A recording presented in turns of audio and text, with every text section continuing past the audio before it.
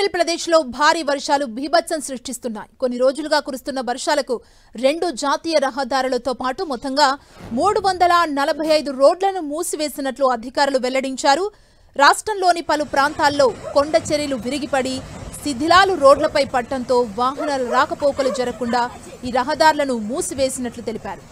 హిమాచల్ ప్రదేశ్లోని ఒక్క మండి జిల్లాలోనే 232 రోడ్లను మూసివేగా కుల్లు జిల్లాలో 71 రహదారులను మూసివేసినట్లు రాష్ట్ర ఎమర్జెన్సీ ఆపరేషన్ సెంటర్ అధికారులు తెలిపారు. దీంతో పాటు 169 విద్యుత్ ట్రాన్స్ఫార్మర్లు దెబ్బతిన్నట్లు పేర్కొన్నారు. మరోవైపు సిమ్లాలో కస్టుంపీలోని పాఠశాల గోడ కూలిపోవడంతో ఆ స్కూల్ ప్రాంగణం ప్రమాదకరంగా మారింది. దీంతో అక్కడ 65 మంది విద్యార్థులను సమీపంలోని కమ్యూనిటీ సెంటర్కు తరలించినట్లు తెలిపారు. అస్సాంలోనూ భారీ వర్షాలు పడుతున్నాయి.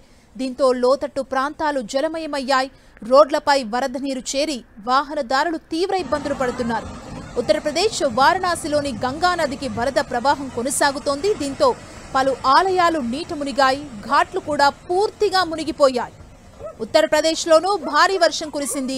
మీరట్ నగరంలోని కొన్ని ప్రాంతాల్లో భారీ వర్షం కురిసింది. ఎడతెరిపి లేకుండా కొడుతున్న వానలతో లోతట్టు ప్రాంతాలు జలమయమయ్యాయి.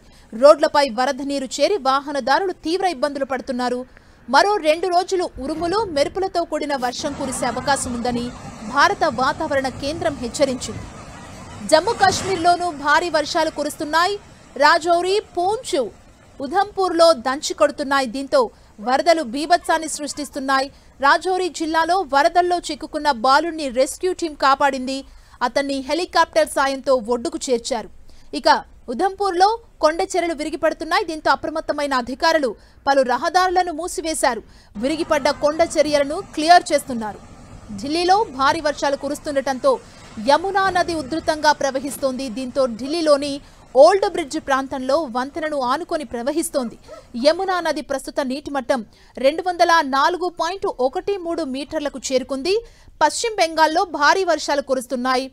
అసన్సోల్లోని కలఝరియా ప్రాంతంలో దామోదరా నదిపై ఉన్న ఇనుప వంతెన కుప్పకూలింది. దీంతో వంతెన మీదుగా ఏర్పాటు చేసిన మంచినీటి పైప్ లైన్ కూడా పగిలిపోయింది.